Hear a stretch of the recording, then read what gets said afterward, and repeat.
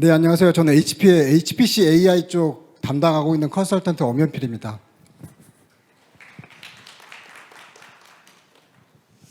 금일 오늘 리퀴드 쿨링 얘기 좀 드려보려고 준비를 좀 했고요. HP가 가지고 있는 리퀴드 쿨링은 어떤 것이 있고 어떻게 효율적으로 성능을 유지하면서 잘 인프라를 사용할 수 있는지 조금 설명해 드려보도록 하겠습니다. 기본적으로 현재 CPU나 GPU 현재 사용하고 있는 탑빈 기준으로 CPU는 400에서 한 600W, GPU는 한 700에서 1200W 정도의 TDP를 좀 소모 전력을 사용하게 됩니다. 그래서 생각보다 많은 전력량이고요. 아시겠지만 전에는 500W 파워 서플라이 서버 한 대 기준으로 계속 많은 렉 안에 장착을 해서 시스템을 운영을 했는데, 이제는 GPU 8GPU H100 서버 전력량 한 대 기준으로 10K에서 12K 정도 먹습니다.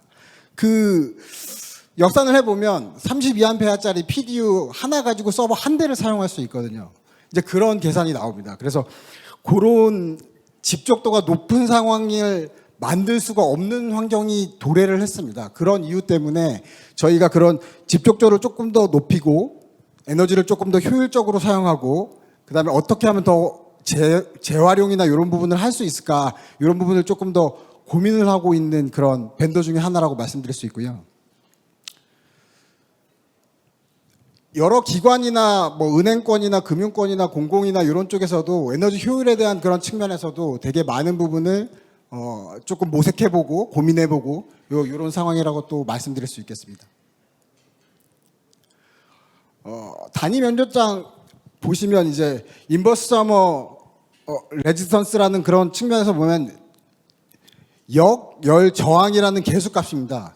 실제로 단위 면적당 열이 전달되는 그런 얼마나 잘 전달될 수 있는지에 대한 측정에 대한 단위라고 보시면 되고, 싱글 코어 기준, 멀티 코어 기준, 지금은 매니 코어 기준의 GPU까지 되게 많은 열이 발생하고 있고, 그 열이 발생을 어떻게 해소할 수 있는지에 대한 숙제가 저희한테 이제 남아 있는 거죠.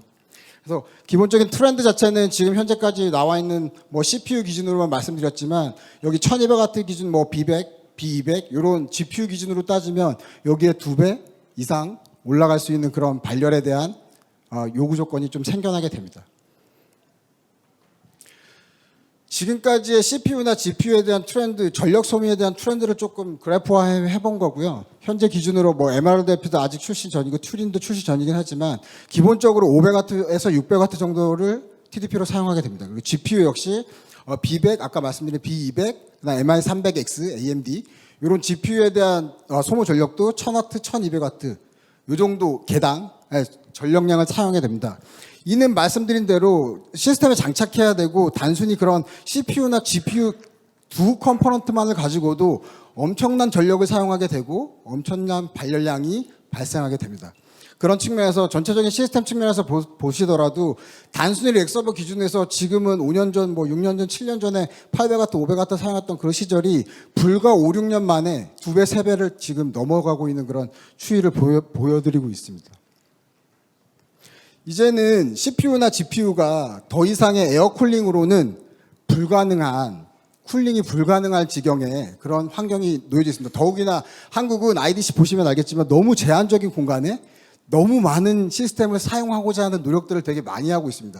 문제는 뭐냐면 공간은 제한적인데 쿨링에 대한 크라든 항온항습이나 이런 부분들도 증설에 대한 제한이 생겨버리고, 다른 IDC를 조금 더 선택을 하더라도 지어져 있지 않거나 리퀴드 쿨링이 준비되어 있지 않다거나 퍼실리티가 없다거나 그걸 다시 만들어야 된다거나 이런 측면들이 되게 많이 도래해 있기 때문에 엄청나게 많은 숙제와 과제들과 고민들을 고객들이 안고 있는 거죠.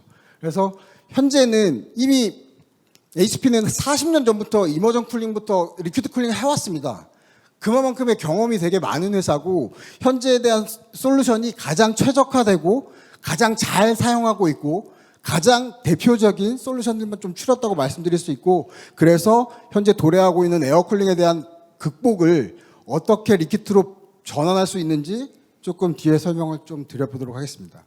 잘 알고 계신 에너지 사용 효율에 대한 PUE에 대한 설명을 좀 드릴 건데, 기본적으로 전체 데이터 센터에 사용하고 있는 장비로 나누면 그 개수를 PUE라고 합니다. 저희가 이 PUE가 1보다 높으면 높아질수록 효율성이 좋아지는 겁니다. 에너지를 조금 더 덜 사용하고 성능은 최대로 끌어낼 수 있으며 더 다른 사용률을 다른 재사용을 할 수 있도록 방안을 제시하는 그런 내용들인 거죠. 그 외에 PUE 외에 CUE라든가 뭐 탄소 사용 효율, 물에 대한 사용 효율, 에너지 재사용에 대한 개수, 그다음에 에너지 재사용에 대한 효과 이런 부분들 효율성을 다 따지고 나서 이런 개수들을 다 고객들이 고민하기 시작하셨어요. 계신 분들도 마찬가지겠지만 어떻게 하면 탄소를 덜 발생시킬까? 아니면 어떻게 하면 더 시스템을 더 잘 재활용할 수 있을까? 리사이클링에 대한 그런 니즈 이런 부분 되게 많아졌습니다. 현재 국내에서 마찬가지고 위에 있는 IT 인프라뿐만 아니라 미케니컬 퍼실리티에 대한 그런 부분들 칠러라든가 크라라든가 아니면 펌프라든가 ADU, ACU 이런 부분들 CDU 이런 부분 다 마찬가지입니다. 전체적인 IT 인프라에서 어떻게 우리가 잘 효율성을 가지고 만들 수 있느냐는 물론 건축부터 인프라를 어떻게 설계하느냐에 따라 이 PU 값은 천차만별로 달라질 수밖에 없습니다. 그 부분을 HP는 되게 잘 할 수 있어요. 이미 데이터 센터를 구축하고 있는 데이터 센터 팀도 있고요. HPC 환경을 위한 저희 AI를 위한 BU 자체 조직이 월드와이드하게 있습니다. 데이터 센터 구축을 할 때도 뭐 국내 유수의 기업들에 대한 데이터 센터를 지을 때도 HP가 참여를 해서 설계를 같이 도와드리고 그거에 대해서 운영을 같이 시작을 하게 되고 이런 상황이거든요. 그래서 그런 부분들이 좀 장점화될 수 있는 회사다라고 말씀드릴 수 있겠습니다. 솔루션에 대한 약간 어떻게 보면 서머라이즈 개념에 대한 그런 장표를 좀 만든 거고요. 기본적으로 렉당 소모되는 전력량에 대해서 조금 나래비를 좀 세웠습니다. 기본적으로 많이 알고 계시고 현재 많이들 사용하고 계시는 컨테인먼트, 콜드 에일이나 핫 에일, 뜨거운 공기가 나오는 부분인가 차가운 공기가 나오는 부분을 쌓는 거죠. 컨테인먼트 저희가 얘기하잖아요. 컨테인먼트처럼 이렇게 쌓아서 공기에 대한 효율을 조금 더 높여주는 겁니다. 밖으로 새지 않고 찬 공기가 밖으로 새지 않고 뜨거운 공기가 잘 모여서 밖으로 배출될 수 있도록 저희가 만드는 그런 기술들을 컨테인먼트라고 해요. 그리고 많이들 사용하고 계십니다. 왜냐? 가장 싸고 가장 빠르게 구축할 수 있기 때문입니다. 위로 가면 갈수록 효율이 좋아지는 구조예요. 기본적으로 제일 먼저 스타트할 수 있는 부분이 컨테인먼트. 다음이 이제 인로우 쿨링이라고 해서 시스템 바로 옆에 CDO라든가 쿨란트를 옆에 두고 그 부분에 대한 일부 국한적인 영역만을 리퀴드로 쿨링하는 그런 형태를 인로우 쿨링이라고 합니다. HP는 몇 년 전까지만 하더라도 인로우 쿨링을 제공했었는데 이젠 하지 않습니다. 효율적이지 않다고 판단하고 있거든요. 그래서 그런 차이점이 조금 있고 그 다음에 이제 리오도 힛 익스체인지라고 해서 일반적인 렉 똑같습니다. 뒤에 조금 설명을 드릴 건데 일반적인 렉 뒤에 쿨란트를 물을 흘려 보내서 그 물을 통해서 뜨거운 공기가 찬 공기로 다시 식어져 나오는 단순한 형태의 그런 시스템을 또 제공하고 있고요. ARCS라고 해서 어답티브 렉 쿨링 시스템이라고 저희가 명명합니다.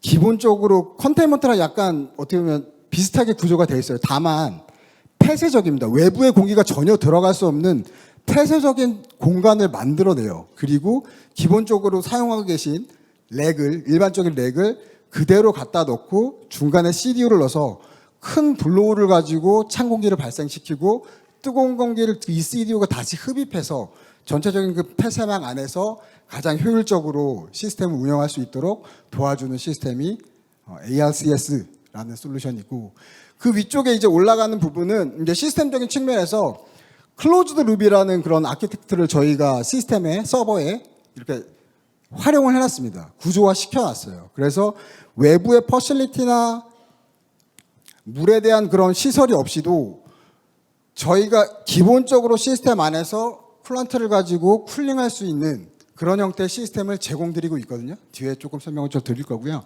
제일 위에 있는 이런 시스템은 저희가 다이렉트 리퀴드 쿨링입니다.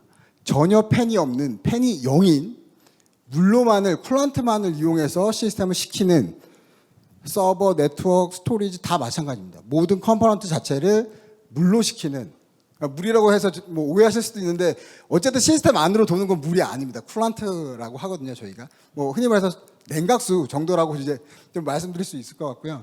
그런 다이렉트 리퀴드 쿨링을 통해서 가장 효율적으로 렉단이 가장 높은 전력을 사용하더라도 저희가 효율적으로 성능 좋게 쓸 수 있다라고 얘기하고 있고, 이 다이렉트 리퀴드 쿨링만을 사용해서 저희가 전 세계적으로 500대의 슈퍼컴을 얘기하고 있죠. 탑 500이라고 하는 그런 수치적인 측면에서 저희가 37% 가까운 40%에 거의 육박하는 그런 시스템을 거의 대부분 이런 다이렉트 리퀴드 쿨링으로 구축해서 전 세계 슈퍼컴을 운영하고 있습니다.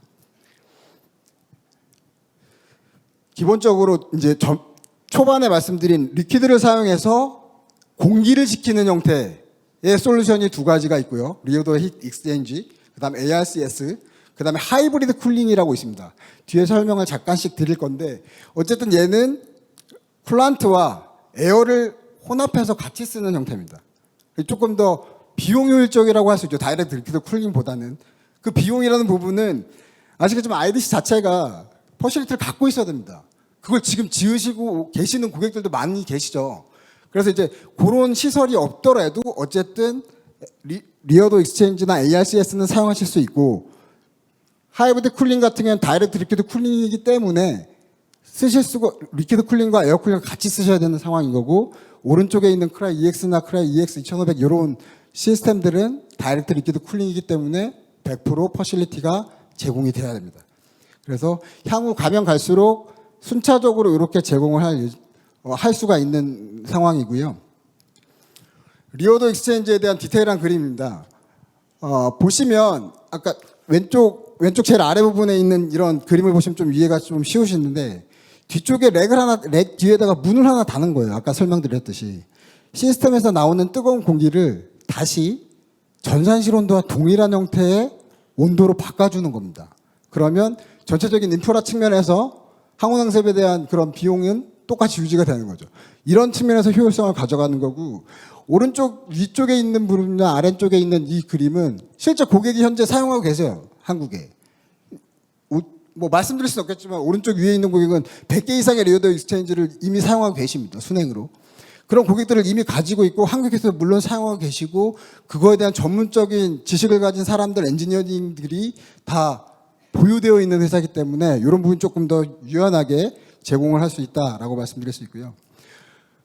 ARCS, Adaptive Rack Cooling System에 대한 설명을 좀 드리면 아까 설명한 그대로입니다. CDU를 하나 두고 양쪽으로 렉 2개씩을 맥시멈으로 펼쳐서 총 이렇게 5개의 렉 공간에 ARCS 제한적인 그런 시스템 인프라를 만드는 겁니다. 밑에 있는 요 그림은 실사고요. 중간에 여기 액정이 보이는 요 부분이 CDU고, 각각 옆으로 2개의 렉씩 이렇게 장착을 해서 전체 시스템을 운영하는, 이 렉은 동일합니다. 42유 렉이 될 수 있고 48유 렉이 될 수도 있습니다. 이건 뭐 산업 표준에 대한 그런 니즈에 대한 어댑터를 다 맞출 수 있는 그런 상황이고요.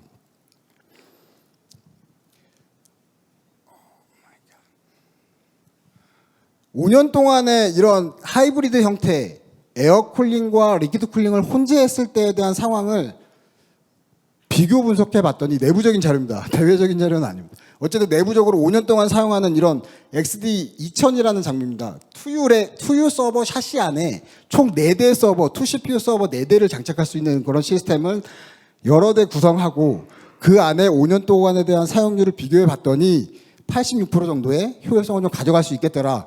물론 CPU와 메모리를 리퀴드 쿨링하는 겁니다. 디스크라던가 아답터에 대한 부분들은 에어 쿨링으로 돌리는 형태로 했을 때 5년 동안의 사용률을 봤을 때 전체적인 소요율의 86% 정도에 대한 효율을 좀 가져갈 수 있겠더라라는 측면이고, 이 부분을 조금 더 구체화해서 보면 샤시당, 아까 말씀드린 샤시라고 하거든요. 투유 샤시 안에 4대 서버가 있고 15% 정도에 대한 효율을 가져갈 수 있고, 성능에 대한 측면은 2.7% 정도 향상이 되고, 그 다음에 킬로와트당 성능, 저희가 킬로와트당 얘기하잖아요. 1킬로와트면 10K.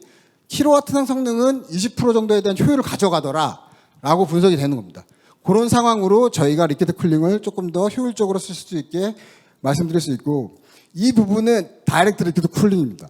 저희가 지금 제안하고 있어요. 여러 고객이 이미 사용하고 계시는 분 엄청나게 많고요. 아까 말씀드린 탑500에 있는 웬만한 대형 컴퓨터들은 1위부터 10이라던가 1위부터 100위 안에 대부분의 시스템이 이렇게 다이렉트 리퀴드 쿨링을 합니다. 렉 5개에 1024개 CPU 서버를 넣을 수가 있어요. 1000대가 넘는 서버를 이 5개의 렉에다가 장착할 수 있게끔 리퀴드 쿨링해서 효율화시킵니다. 그런 장점들이 있는 그런 장비들을 가지고 있고 만들어내고 있습니다. 그리고 아까 설명드린 대로 클로즈드 룹이 있어요. 시스템 안에 외부의 퍼실리티, 물에 대한 쿨란트에 대한 퍼실리티가 없이도 이렇게 시스템 안에 저희가 쿨링을 할 수 있게끔 만들어뒀습니다. 그리고 인로우 쿨링과 마찬가지로 렉 내에서도 여러 개의 렉을 한 HDU라고 하거든요. Heat Dissipation Unit이라고 해서 열에 대한 전력을 약간 이제 소요할 수 있도록 인로우 안에서 이렇게 구성할 수 있는 두 가지 방식의 클로즈 룹 방식이 있습니다. 서버 레벨이 있고 렉 레벨이 있고 이렇게 두 가지의 방식을 저희가 제공하고 있고요. HPC AI 영역 안에 AI 영역을 위해서 저희가 GPU 장비들 이렇게 포트폴리오를 가지고 있어요. 기존의 암페어 A100 GPU를 8장 장착할 수 있는 아폴로 6.1 젠10 플러스도 현재 뭐 물론 많이 납품을 했고 구축을 많이 했지만 지금 현재 MI300X AMD GPU가 8장 탑재된 X675 장비라던가 H100 8장이 장착된 X670, H100 4장이 장착된 XD665 이 제품들이 AI를 위한 GPU 머신들을 저희가 포트폴리오 한 건데 이 장비들은 순행이 가능합니다. 다이렉트 리퀴드 쿨링이 가능해요. 그래서 TDP가 높은 GPU를 조금 더 효율적으로 쿨링할 수 있고 그 부분들을 조금 더 유연하게 사용할 수 있도록 저희가 구조화했고 뒤에 설명을 드린 제품은 665라는 제품입니다. 665 제품은 아까 말씀드린 대로 시스템 내에 클로즈드 룹을 사용한 쿨런트가 내부적으로만 도는 그런 장비고 이게 어떻게 보면 라디에이터입니다. 자동차에도 보면 전면부에 왜 그릴 뒤에 라디에이터가 있지 않습니까? 그 라디에이터가 앞쪽에 있는 팬을 통해서 식혀주고요.